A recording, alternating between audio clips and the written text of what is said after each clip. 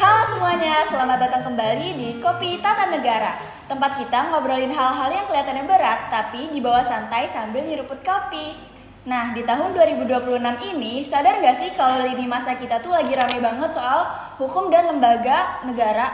Kayak mulai dari gugatan KUHP baru di MK, sampai DPR yang lagi maraton bikin aturan baru. Nah, hari ini kita bakal bedah nih. Sebenarnya lembaga-lembaga negara kita ini kerjanya sinkron atau malah rebutan remote control negara. Nah, jadi sekarang udah ada dua narasumber kita yang udah siap nih buat mencerahkan kita. Nah, jadi udah ada Kak Fahmi nih sebagai pakar hukum tata negara dan Abai sebagai aktivis kebijakan publik yang rajin mengawal isu di media sosial. Oke. Halo. Halo Kanca dan Kak Abai. Jadi halo juga nih buat teman-teman yang udah ngedengerin. Nah, kita udah siap nih Kanca buat ngobrol santai. Betul banget. Halo Fahmi, halo Enca. Kopi aman, argumen pun aman. Tapi kopi gue kok setengah lagi ya? Oke Fahmi, nah jadi kita mulai dari pertanyaan yang mendasar dulu kali ya. Kita obrolan yang mendasar dulu. Jadi kan misalnya ada lembaga negara nih. Jadi kan orang awam tuh biasanya cuma kayak mandang lembaga negara itu sebagai gedung-gedung besar yang ada di Jakarta kan, yang ada penjaganya. Yeah. Nah, biar gampang nih dipahami sama anak muda sekarang nih. Jadi sebenarnya tuh struktur ketatanegaraan kita tuh konsepnya kayak gimana sih Fahmi? Oh, kalau menurut saya ya. Nah, struktur ketatanegaraan lembaga negara Indonesia itu sebenarnya kayak restoran yang cukup besar. Kayak gini, Kak. Jadi misalkan konsepnya kayak gini. Bayangin Indonesia ini sebuah restoran besar. Nah, biar restoran ini jalan, nggak boleh dong satu orang yang megang semua tugasnya. Jadi harus dibagi-bagi. Nah, jadi dibaginya itu menjadi 3 yang biasa kita sering tahu, yaitu trias politika. Nah, yang pertama itu ada bagian legislatif, yaitu DPR. Nah, ini tuh kalau di restorannya ini tuh sama kayak tim RDN yang tugasnya itu untuk bikin menu dan aturan baru yang diterapin di restoran atau kita sebut SOP. Oke, yang kedua ini adalah lembaga eksekutif, yaitu presiden dan para menteri-menterinya. Nah, presiden ini sebagai chef dan para menteri-menterinya itu adalah kru dapur yang memasak sekaligus ngejalanin restorannya. Nah, kalau untuk yang ketiga ini ada namanya lembaga yudikatif yang menaungi Mahkamah Agung dan Mahkamah Konstitusi. Nah, kalau di restorannya ini sebagai quality control yang kalau masakannya nggak enak atau melanggar SOP, tim QC ini yang akan berhak untuk ngebuang masakannya atau menindaklanjuti komplain. Gitu teman-teman. Oh, berarti masuk akal banget ya. Jadi check and balancesnya itu biar si chefnya itu nggak masak sembarangan. Iya. Dan tim pembuat menu itu nggak bikin menu yang mustahil dimasak gitu. Nah, bentar ya, gue minum kopi dulu tapi. Boleh. Nah, masalahnya nih, Ca, nih pada saat itu tim pembuat menu baru sama saya itu kompak banget bikin menu baru. Tapi pelanggannya pada agak suka karena menu baru itu. Nih, di sini nih, tim quality control lagi sibuk-sibuknya dapat komplain dari pelanggan yang gak suka sama menu baru itu. Nah, pas banget nih tadi Abai sebut soal komplain kan. Nah, isu paling panas sekarang kan soal KUHP yang baru resmi berlaku pada tahun 2026 ini. Di berita Mahkamah Konstitusi itu kabarnya banjir gugatan uji materi dari masyarakat sipil. Ini tuh sebenarnya bentuk saling mengawasi antar lembaga yang sehat atau tanda kalau sistem kita tuh lagi error sih. Asik. Kalau menurut gua, ini tanda kalau masyarakat kita makin pintar. Tapi di sisi lain, ini raport merah buat DPR dan pemerintah saat bikin undang-undang kemarin.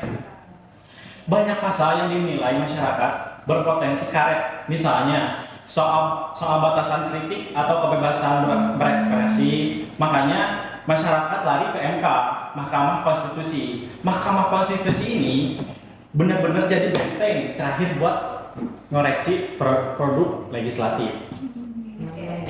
Gue setuju banget nih Boy sama omongan lu.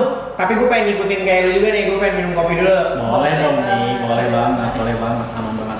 Nah, secara ketatanegaraan, ini justru ngebuktiin kalau sistem jaminan hak konstitusional kita itu udah jalan, Boy. Cak, Mahkamah Konstitusional itu punya power bernama judicial review.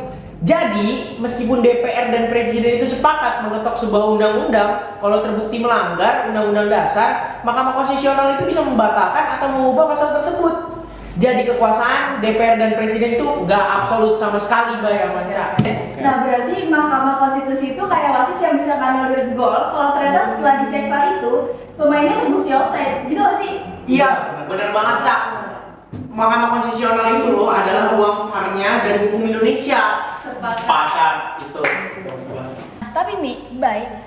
Kadang tuh kayak netizen tuh ngerasa kayak ya udahlah nanti juga ujung-ujungnya lembaga negara saling melindungi. Nah, gimana sih kita tuh memastikan kalau DPR itu beneran ngawasin jalannya pemerintahan, bukan malah pada mu negeri alias setuju-setuju aja. Kalau menurut gua ya, kuncinya itu ada di kita, masyarakat. Sebagai pemilik restoran yang asli, di tahun ini kekuatan digital demokrasi ini gede banget. Gede banget. Iya sih, Begitu ada pembahasan regulasi yang ugal-ugalan atau enggak transparan, masyarakat sipil langsung pasang badan tuh di situ. Iya bener sih. Pengawasan itu nggak cuma terjadi di ruang sidang DPR, tapi juga lewat petisi online, diskusi publik, sampai tekanan di media sosial. Lembaga negara itu bakal bekerja lurus kalau mereka tahu mata pemilik restoran selalu mengawasi mereka. Bener sih, Bay. Bener banget, Bay. Gue setuju banget.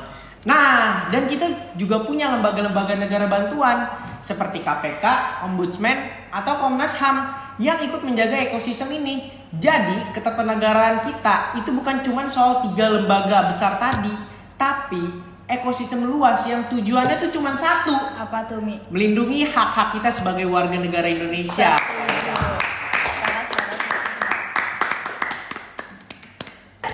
Oke, gokil banget nih obrolan kita ada gini semua, tapi renyah kayak kerupuk. Jadi, kesimpulannya itu lembaga negara dan ketatanegaraan Indonesia itu bukan pajangan.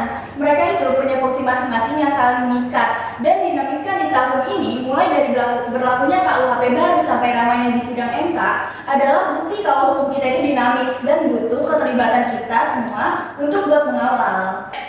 Oke, Fahmi, Abai, makasih banyak udah ngeluangin Sama-sama, waktunya Ca. buat ngobrolin terkait ketatanegaraan Indonesia ini. Dan makasih banyak udah bersedia buat jadi narasumber saat ini di Kopi Tata Negara. Ya, sama-sama, Cak. Tetap kritis ya dan melek hukum untuk semua orang yang nonton. Yuk, kawal terus restoran besar di Indonesia. Makasih ya, Enca. Makasih juga kerupuknya nih. Ya, makasih Makasih juga ya, Cak. Makasih. Makasih ya, Bay. Oke teman-teman, sampai jumpa di episode Kopi Tata Negara berikutnya. Jangan lupa share podcast ini ke teman-teman kamu yang masih bingung bedanya DPR dan MK. Bye-bye. Bye. 1, 2, 3. Selamat datang kembali di Kopi Tata Negara. Tempat kita 3 and action. Assalamualaikum. 3 and action. 3.